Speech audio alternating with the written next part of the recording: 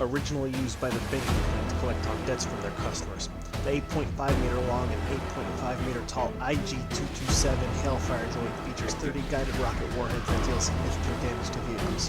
One warhead was capable of destroying an ATTE in one well-placed ship. For infantry, a retractable double blaster cannon was attached to its belly. It could also run over infantry as well. The Hail Fire Droid was considered so dangerous that the clone army would create an entire unit specialized in countering these droids later on in the war.